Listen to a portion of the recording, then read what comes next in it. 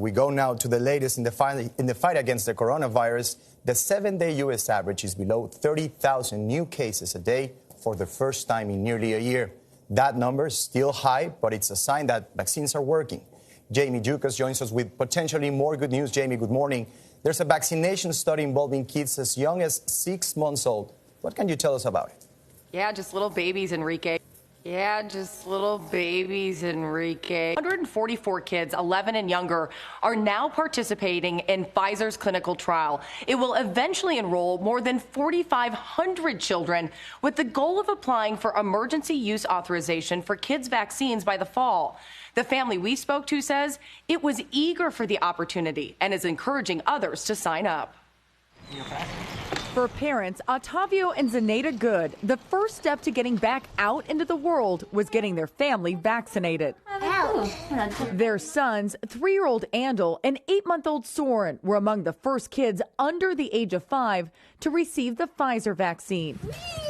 Zenaida, who has a PhD in immunology, felt confident about signing her kids up for the phase 1 clinical trial at Stanford. What made you guys decide, no, we want to go ahead and do this? Vaccines are one of the greatest inventions of immunology, and it's like the key for us to feel good and safe about our kids. One thing that we're concerned with is the long-term effects of COVID, and it's like, yeah, we'll take the vaccine any day over the potential downsides of COVID. Dr. Yvonne Maldonado is overseeing the trial, which will help researchers determine dosing.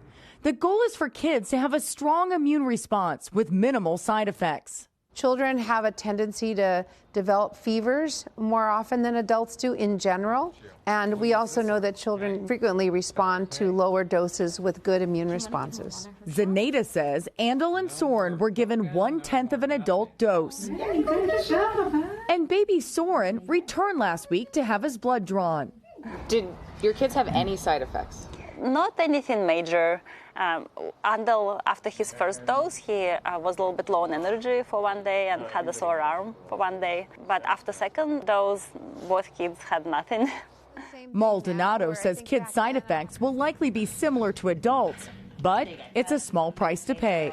COVID is the 10th most common cause of death in children in the U.S. right now. It is causing children to be sick with a disease for which we don't know the long-term effects. For the Good family, shots also mean they're more comfortable at some of their favorite places, like the park.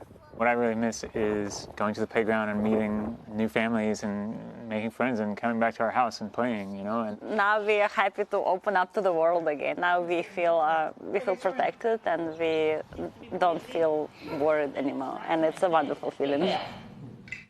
Researchers will use blood work to determine how strong the vaccine response is at fending off the virus.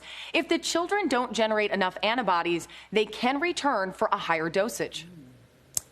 Jamie, the CDC is flagging a new concern about vaccines and a rare heart condition in kids. What do we know about that? Yeah, we're just learning about this. The CDC says it's investigating a small number of teens and young adults who developed the rare heart condition called myocarditis after being vaccinated. While the CDC did not specify how many people developed it, the agency says all appear to have mild symptoms, and there is no clear link between the vaccine and the condition. And the CDC guidance has not changed. It is encouraging everyone 12 and older to get vaccinated. Enrique? Jamie, thank you.